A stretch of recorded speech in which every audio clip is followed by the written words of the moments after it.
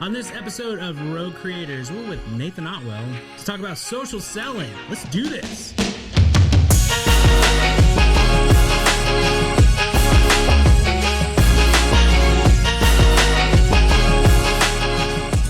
Hey, what's up, everybody? Welcome back to Rogue Creators. My name is Brian Finn. I'm here with my awesome co-host, Lauren Lewis. Hey. And we have an amazing guest on today. Three.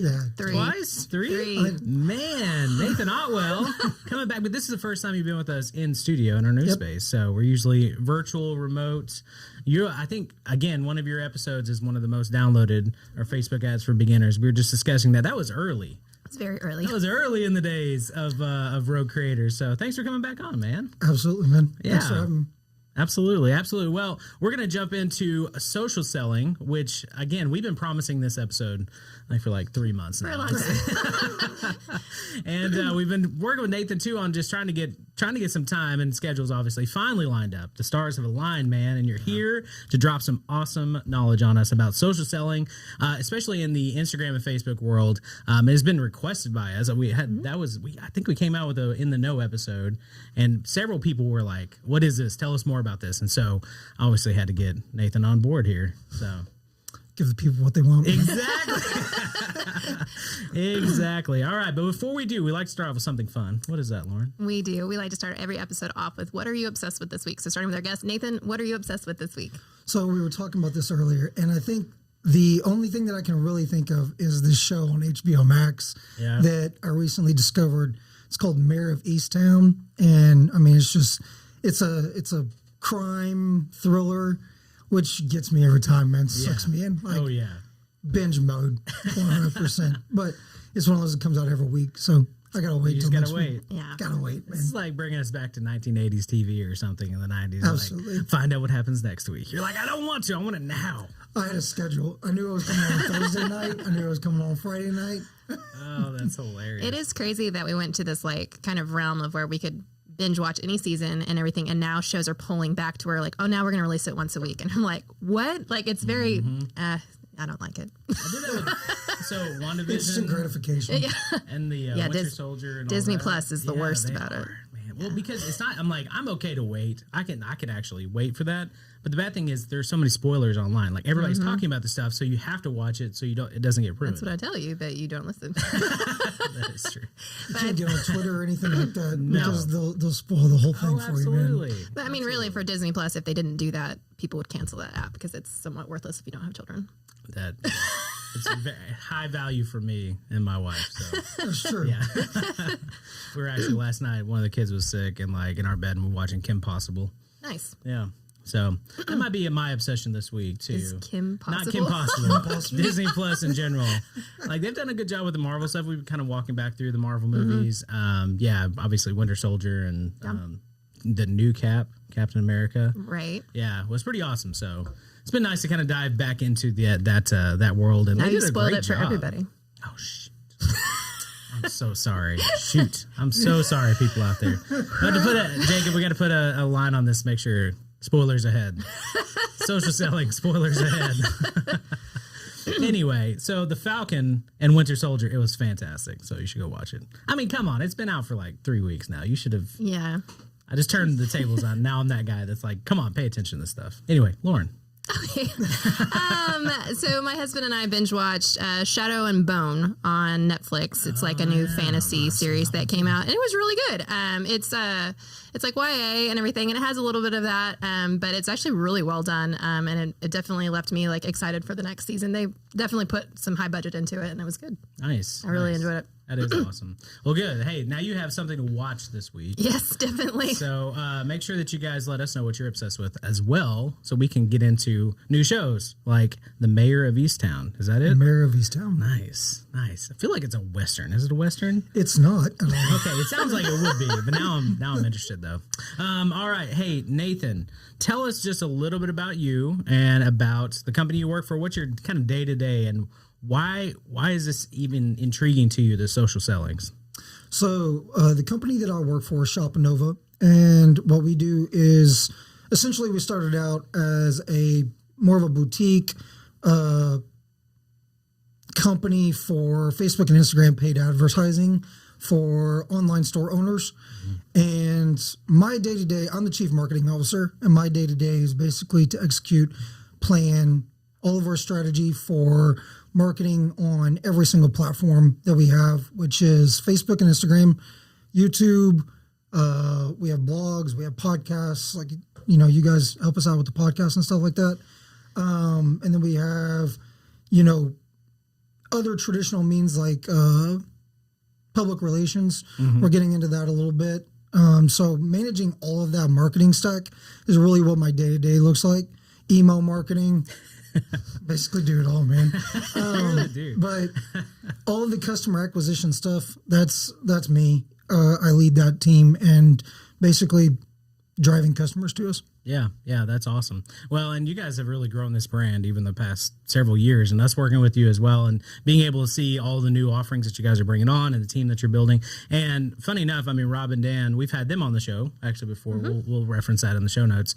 But they're based out of Alaska, but you're local here, so you guys really do have a true remote team for the most part too. And I know there are quite a few people up there, but what is kind of the culture and what's that like working for a remote company? It's great, honestly. We started out as, whenever I first started, we only had about 6, maybe 7 people on the team, and now we're at over 40. Wow. But we've never changed the culture as far as that went. Like you said, everybody's pretty much 100% remote. We do have a small handful of people that are in Alaska with Dan and Rob, but even them, like, they're not in office for the most part. They're usually doing their own thing.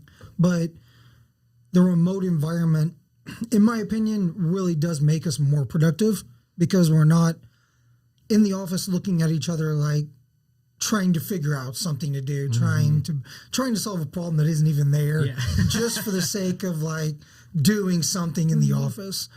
I mean, I love it. I love the culture of it. It's one of those where one of our biggest company values is called "Be Your Own Boss," which is where everybody's basically tasked with, like, you do your thing, make sure your work is done, make sure everything's good to go. And virtually nobody really has any complaints or anything like that. Everybody loves the environment. And it's really why we've been able to grow so much. We've got some super talented people that took pay cuts from other jobs, or they, you know, were doing something that they didn't really want to do and they came and work for us. And now they're just loving their job because of the flexibility and the environment. Oh, yeah, absolutely. That's awesome. Well, can you break down social selling? Brian was explaining some things on the earlier. Butchering it quite a bit, That's why we brought you on, is to really break that down, because I think a lot of people are like, "Ooh, you can sell things on Instagram," and I'm like, I think there's a little bit more depth to that. Yeah. There is. So on the surface, that's exactly what it is. You can sell virtually any product that you have, whether it's a good or a service, on Facebook and Instagram, or now we're even getting into other platforms like Snapchat, TikTok, Pinterest, like all of those social platforms that are out there that have a lot of viewership all day long. And essentially, the reason that it came about, the reason the concept is there, is because Americans are digesting more media than ever before. And they're digesting it on this little device that's in everybody's pocket. No matter where you're at, you always have access to media now. Whereas back in the 60s, back in the 70s, newspaper magazines, print was really the only way to digest that media. You had to go, sign up for a subscription that would bring that paper, physical media to you. And it might be daily, it might be once a week, whatever the case may be. Now we can get on our phone every 30 seconds and see a new product, see a new service, whatever the case may be. So that's the surface of it. The multiple layers to it, obviously, you've got physical products like e-commerce, like we do at Shopanova, and then you've got service-based businesses.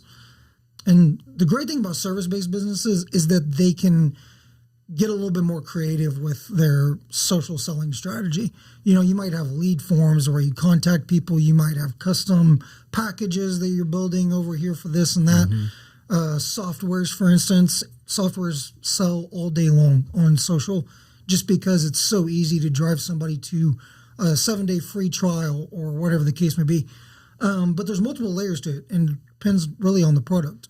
Yeah. No, I love that. And I think when we think about social selling, we work with a lot of service-based businesses as well. And so you don't really look and you're like, oh, well, I don't have a boutique or a store or an online, location where people can just go and buy a shirt, a hat, or whatever it is. And so I think even for our audience, looking at the service-based side of that, because we haven't even really dug into any of that. And I think that honestly, that might be the way that we kind of take this conversation too, because that service-based business is really hard in a lot of people's minds to sell online. It's an elongated strategy. It's not an instant gratification strategy. That's the great thing about e-commerce, physical products, add to cart style funnels is that it's instant gratification. I can put, $10 into this Facebook ad, and after a few days I get a sale. Awesome.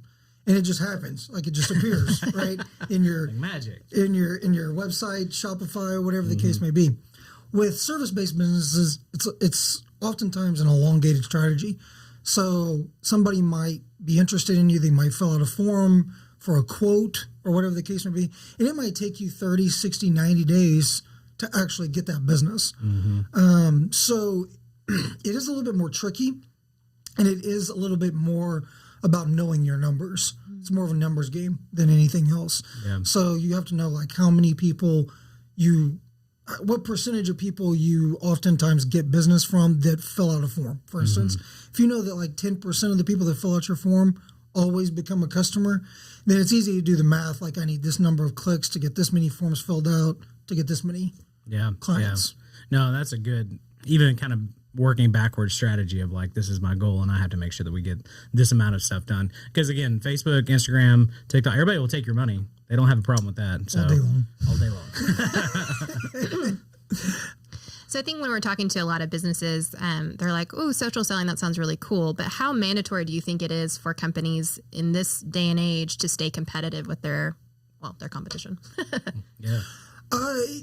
That's a great question. To be honest with you, Facebook and Instagram are by and large the best way to compete in any industry, any space, because the big boys are oftentimes doing traditional marketing. They're doing other things over here. They've got a huge funnel. They've got a huge net that they're casting, and they might be on different platforms and such, right? Facebook and Instagram is largely the most free market out of all of them, meaning it's very little entry point. You can start with $10 a day. You can start with $20 a day, stuff like that. There are other platforms out there that you can't do that. Also, you get a absurd amount of impressions for your money on Facebook and Instagram. And basically what that means is that you get more eyeballs on your stuff for your money. Other times, you might put out TV ads, for instance, back in the day. Super expensive for the amount of eyeballs that were actually on them. Facebook and Instagram essentially cuts that cost into pennies. So if anybody's like trying to compete with like, big boys, big brands, stuff like that, Facebook and Instagram is honestly the best place for it. Oftentimes these big brands don't even get on Facebook and Instagram much. They don't have a team dedicated to it. They don't have a strategy dedicated to it. And so it really is one of those things where, it's kind of a free market for competition, honestly. Yeah, absolutely. Well, especially with brand awareness campaigns, like if that's all you're looking to do, you just want your product out there, I just want to get in front of people, like, man, you can cast a wide net with that and honestly be able to get way more impressions off that for more bang for your buck, actually. And so when we talk about going into like even some of the social selling side of it, you guys work with a lot of boutiques, a lot of kind of physical products and stuff too, but you guys are also advertising your own brand. Because we work with you guys, I see your ads a lot. And so you do a great job, Nathan, of retargeting on those. Frequency's up there, man.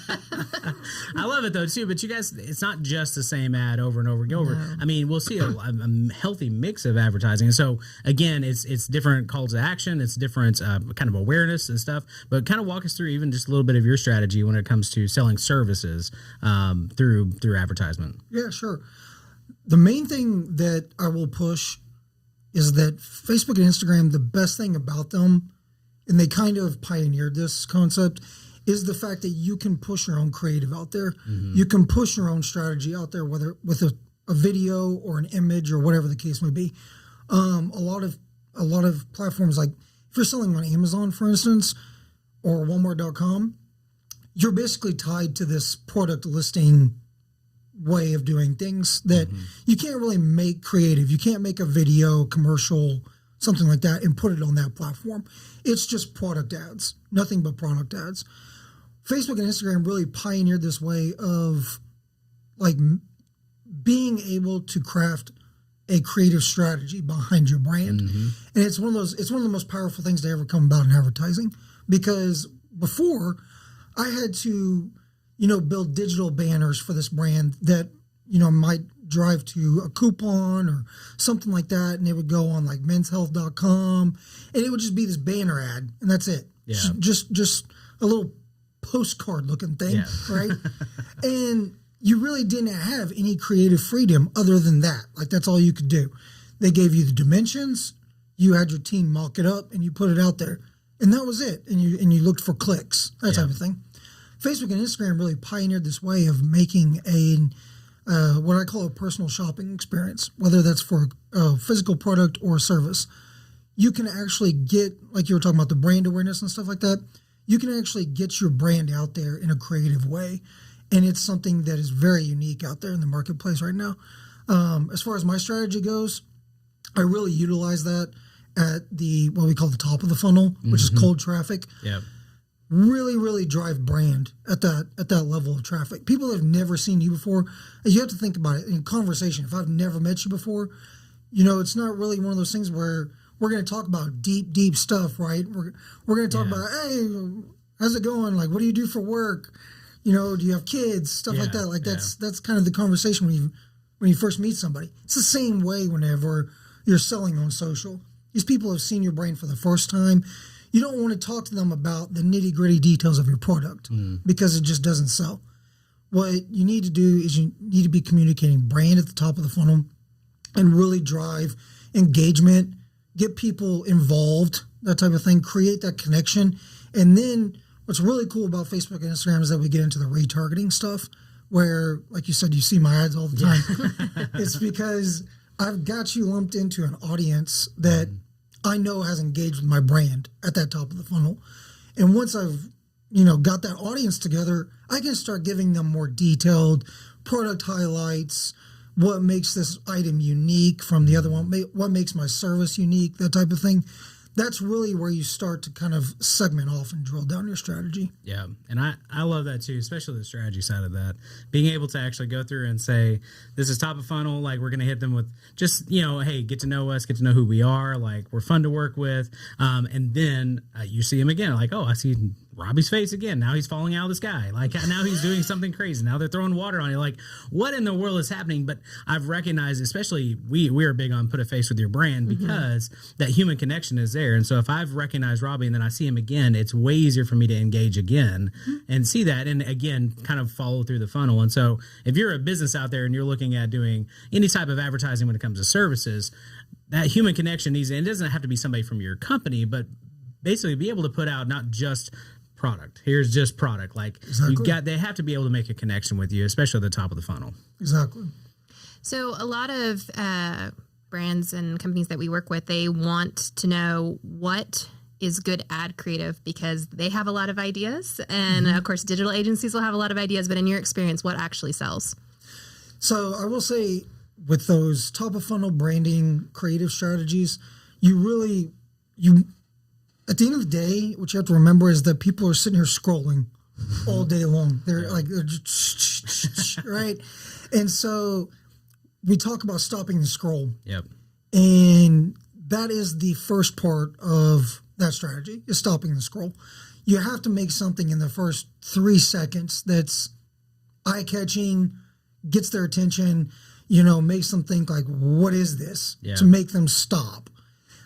That's the first part. And then the second part is capturing their attention while you have it. And so that's the next 30 to 45 seconds of a video or an image or whatever the case may be. If it's an image, it's really about the copy at that point because, once you stop the scroll with an image, then they're going to be looking at the copy of your ad. They're going to be reading that type of thing, headlines, stuff like that. Yeah. With video, you can get a little bit, you get a little bit more room for error on the copy and stuff because the video can really do most of the work for you. But I will say at the top of the funnel, video is always the best. I really don't even use images until retarget levels, simply because you can't retarget somebody that sees a picture. You can retarget somebody that clicks on a picture, but with a video, you can retarget somebody that watches your videos. Mm-hmm. They want to be able to hear it too. Yeah. So if you watch 10 seconds of a video, I get you. Yep. That type of thing. So it's really fun. Yeah. That's awesome. That's always my thing where I'm looking at an ad and I'll kind of almost count to make sure that I don't get retargeted on certain things. Like I just want to watch, but I got to scroll on before I'm going to get retargeted and I'll see these ads for days. Yeah. Oh yeah. Not Shopanova. I enjoy those, but there's some other ones I'm like, oh no. So it's interesting. Even this week, I was looking at. I'm always getting into ad creative and like what people are doing, like what is actually capturing my attention as well. And so I was watching this video. It was actually for Freddy's steak burgers. And they were like, it's a recruiting fast video. Food? Yeah. Oh my gosh. I don't know why they sent that video to me. But it was one of those things like a recruiting. So I was like, hey, if I want to become a shift manager at Freddy's, like, now I know that's available for me. I can go and apply there. But the video itself was very interesting because it was like, it felt like a really long video. And I went back after it finished. I was like, that was kind of long. And then I went back. It was 30 seconds. And so it's interesting because we think in our minds, like kind of a normal, like, oh, we have to have this really long video, but it's almost better to have a shorter video, a 15-second, or even as weird as it is, kind of leaving them wanting more. Like I've watched 15-second videos. I'm like, well, what's next? Why did it just end? But it does kind of get them to that end of the video. So you talk about the 10 seconds. Is there anything of like, I know we've in the past has been like 50% or 75% of the video, 90%, 100%. So if you have a 15-second video, does that look even better? It's like, hey, people watched 100% of that. So that's actually a really good point. I like making 1 minute long videos for that specific purpose, because if I know somebody watched 45 seconds of a video, they're engaged. That is true. Yeah, you know what I mean? Yeah. So I can actually drill down my audiences by somebody that watched 10 seconds or somebody that watched 45 seconds. Yeah. Because that's a completely different person. Yep. Whereas if you only make 15-second videos, then you don't have that ability. You're only getting people that watch 10 seconds. So that's a little trick. That's good to know. That's awesome, man. That's awesome. But yeah, I will say in this day and age, the way the media is being digested, humor is a big one. I mean, think about like State Farm commercials, right? Every State Farm commercial over the last like 4 or 5 years has been humorous. Yeah. It's not like the whole, is it Allstate, you're in good hands? Right. Oh, it's very serious. Yeah. It's a very, very morbid commercial. You know what I mean? It's almost like, I don't need insurance. But State Farm, on the other hand, is all humorous. It's like, that type of thing. I hate it's that very pug engaging. commercial. Which the one? Pug one. Have you seen that one? I've gotten retargeted for the State Farm with he's talking to his dog and his dog starts talking back to him. It's a pug sitting on a couch. Yeah. I hate that one. I see it everywhere. Anyway, sorry, Nathan. Anyway. They did disappoint me, though, with the Super Bowl because they have Aaron Rodgers and Patrick Mahomes on their roster or whatever. And I was thinking, like, they're going to do something fire about, Aaron Rodgers not making it to the Super Bowl, Patrick Mahomes making it to the Super Bowl, that type of thing. Nope, they didn't do anything. I was so disappointed. I was like, man, like it might take 3 months of production to make that video, but you got to make that video just in case. Yeah. You know what I mean? Just a little snippet, something. That's awesome. So one of the things we started actually talking about before we pushed record was live social selling. Mm-hmm. So break that down for us. What does that actually entail and what does that look like for companies? This is something that's super new and innovative, and it's really like it's taking a page out of an old book, which is QVC, essentially. Yeah. And it's applying it to a new way of doing things. Yeah. So, I mean, you think about like OxyClean, right? Yeah. OxyClean came out. It was an infomercial, and one of the best dudes to ever do it, right? Billy Mays here with another fantastic one of the product. best guys to ever do it. And it sold so well. Yeah. I want you to imagine being able to do an OxyClean commercial with your brand on Facebook and Instagram. That's what live selling is. Yeah. Essentially, it's being able to make an infomercial that is going live at the same time. Like you're getting push notifications on Facebook. If that person is following your brand, they'll get a push notification saying you're going live, right? They'll click on it and it'll be this live video of you showcasing, whatever you're selling at the time. And what's really cool is that Facebook now has the ability to integrate your product catalogs into that video. Yeah. So as you're holding up a shirt, the shirt, like the actual item, will come up underneath the video and you can click on it and buy it. Yep. That type of thing. It's the coolest thing ever. And it really is getting into that. What I've always said was the next step is that virtual reality way of selling things, that augmented reality.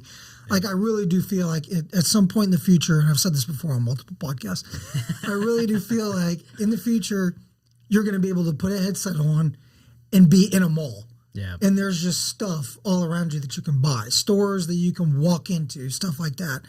And it's essentially going to be ad space. It's going to be this brand paid $5K a month to be in this, or they paid $10K a month to be a virtual real estate type of thing. Yep. I really do think that's the way things are going. And this is the first step in that, is being able to live showcase your items and somebody literally just being able to click on it, like this little button out down there, and immediately buy it. And it takes 30 seconds is the thing.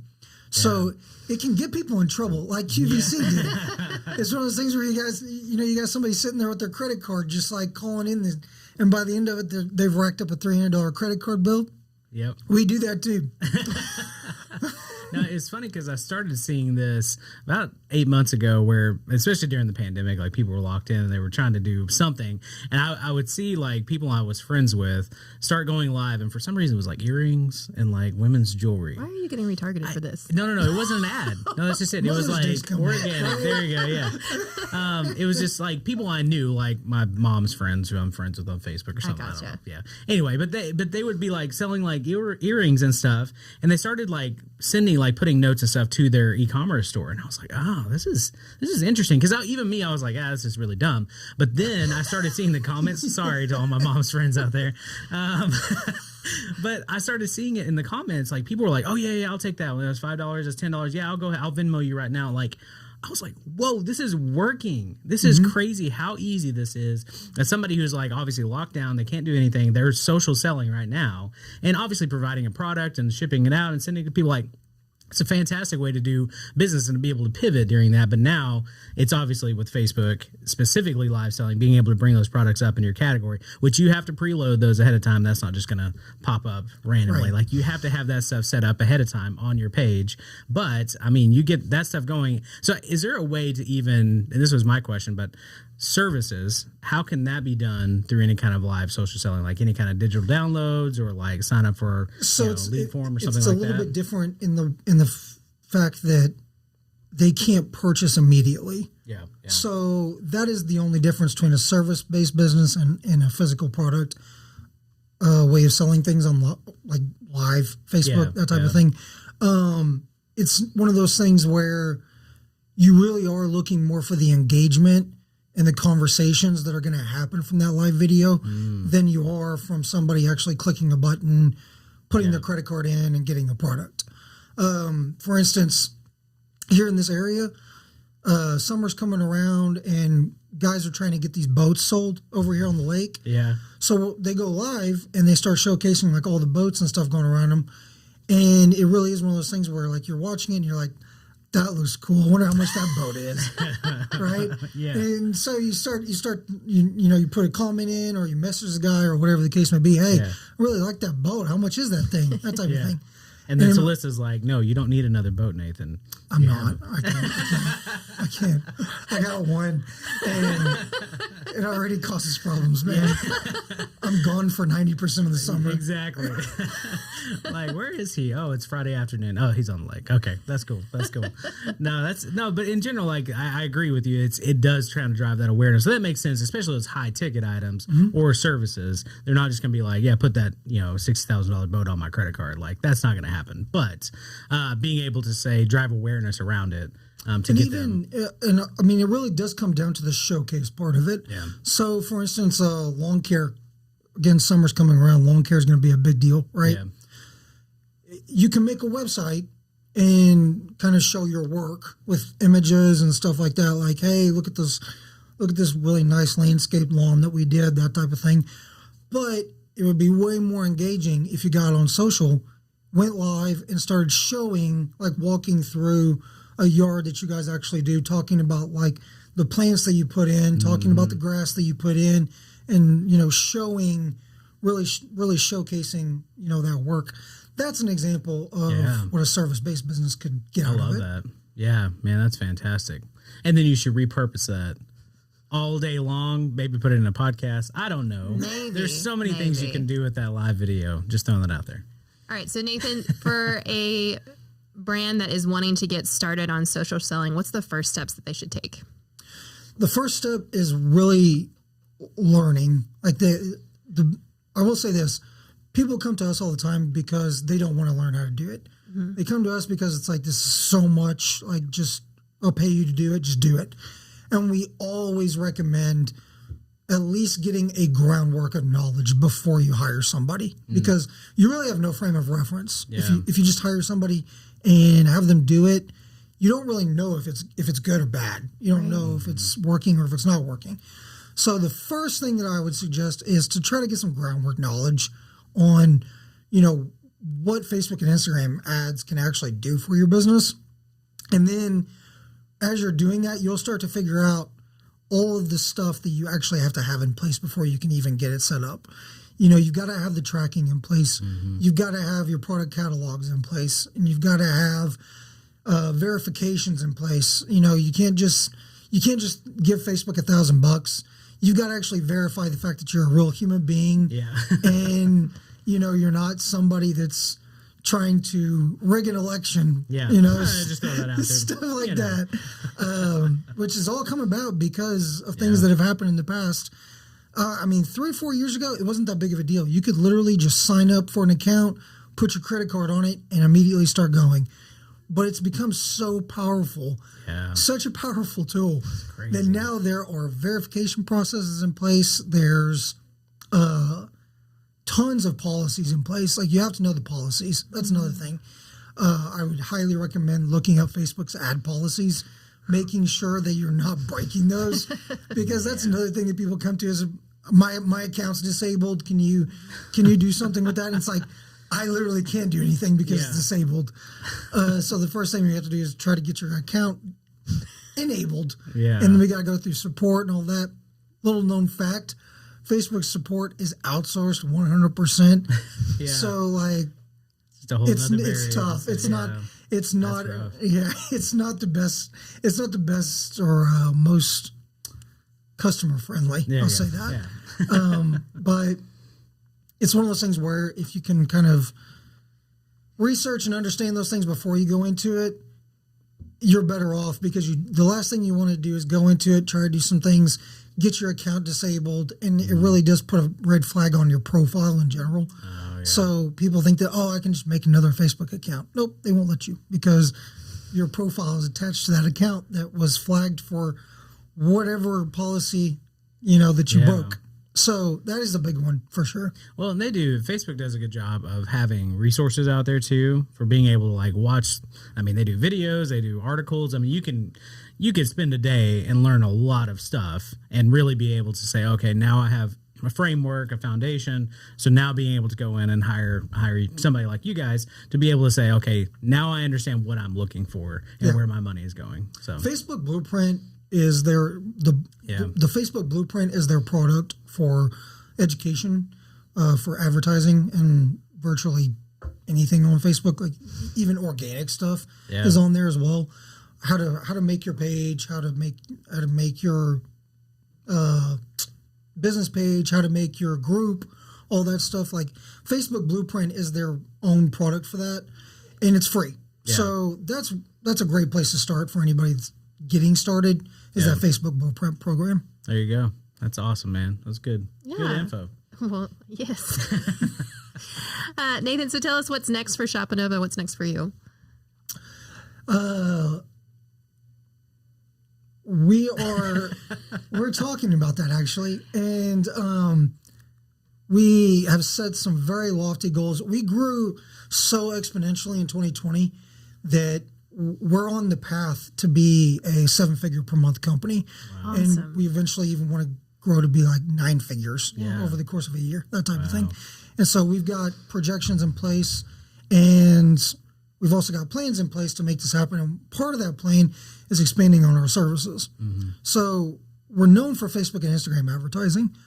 We're actually going to be branching into TikTok, Pinterest, email marketing, and in-house creative services. Yeah. Which is what I'm very excited about. Good stuff, man. I'm very excited about that one. Absolutely. Because it's one of those things where, as a media buyer, we really do get handcuffed by the creative. Yeah. There's only so much you can do with audiences and targeting and stuff like that. The creative strategy is really driving a lot these days. And we say creative just for somebody who doesn't understand that. That's photo, the video, whatever. Videography, photography. You know, if anybody has a business, they understand that getting the content up on their website and stuff like that is actually way more than they thought it was going to be. Usually, you know, even setting up photo shoots, it's like you got to find a photographer. It's just like setting up a family photo shoot, except you got 10, 15 products that you got to, you know, get involved in. You need somebody that knows how to style it. You need somebody who knows how to shoot it, how, you know, all that good stuff. And it could take weeks before you get that stuff. A lot of people don't understand that. A lot of people don't know that going into it. And so we're going to kind of help transition that process a little bit. And video is a big one as well.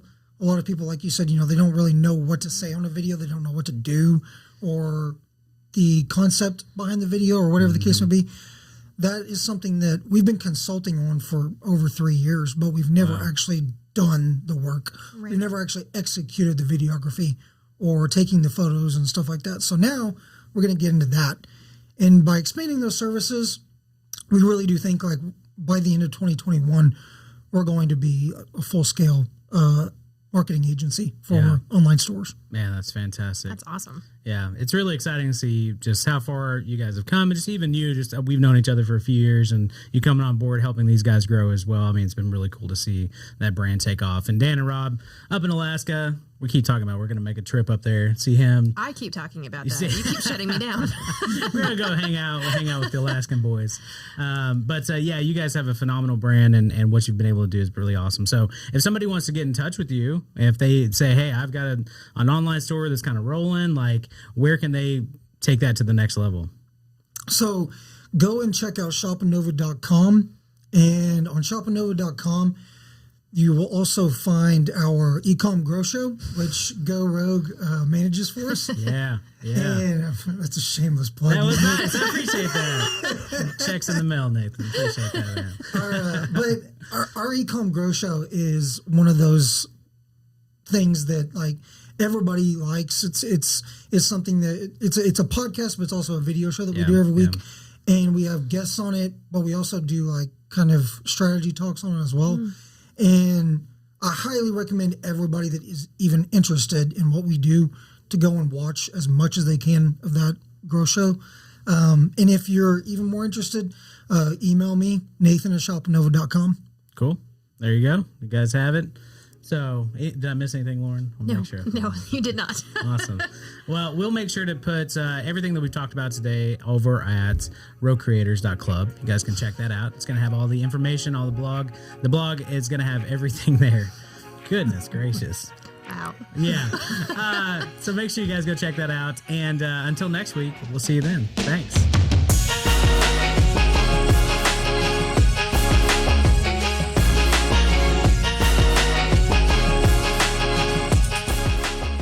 Let's do rapid fire. Let's go.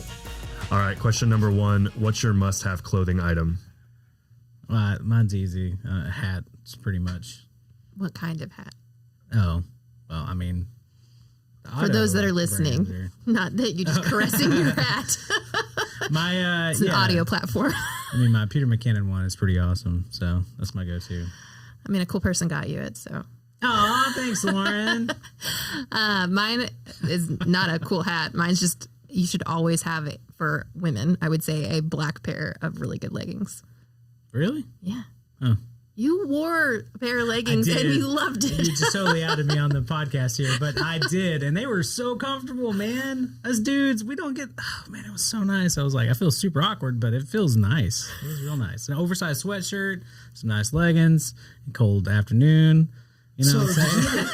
Apparently Spanx makes menswear now. What? Okay, all right. Well, it's gonna happen. Who? Need Get to you some, Brian. help with my love handles here. Can't wait to get Brian a pair of Spanx for Christmas or his birthday. This guy's super awkward. Why is it President's Day. All right, Nathan, what's your go-to? What was the question? Must-have clothing item. Clothing item. Go to what? Clothing item. Joggers. Okay, yeah. I've seen you in joggers. Yeah, you're a jogger guy. I'm a jogger. I'm short. I've I'm seen short. you in joggers So before. joggers are always like 28, 29 inches, Yeah. like inseam wise. So they fit my legs really well There you go. because I'm short.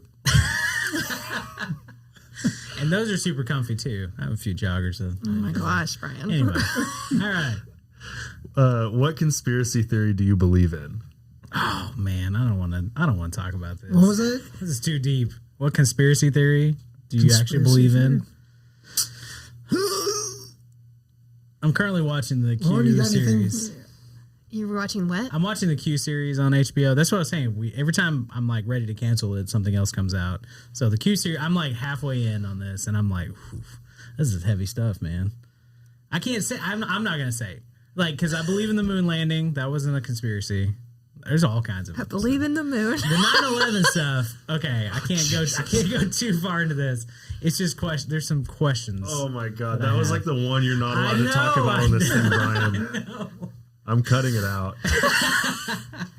Someone else start talking about a conspiracy theory they believe in. Please. I just don't have time. Like, I'm like, it's my bubble, and I Do you just believe in the is it the Illuminati? no, and I don't believe in aliens like your wife either. It's a fitting bash session today. It was rough. All I'm right, sorry. Nathan. What's So, your go-to? and again, like you said, this is kind of heavy. Yeah. But I hate how the Epstein thing just died. Thank you. That's a good one, man. That's Like, a real good one. Giselle's, his wife's in prison and everything, Yeah. and nobody's really heard anything from her or anything Apparently like she that. got beat up recently, though. And I mean, it's like it just died. Yeah, that's not cool. And, you know, there's a lot of heavy hitters in that whole thing. So. Exactly. Man, that's a good one. We should totally re-record Yeah, this. you and should we'll have just gone talk for about that, Brian. the Epstein one. That's a good documentary, too, man. That was super crazy. Man, That was hard to watch. that was, yeah, I agree. Wow, we're going to end on that note. All right, thanks, guys. We're out.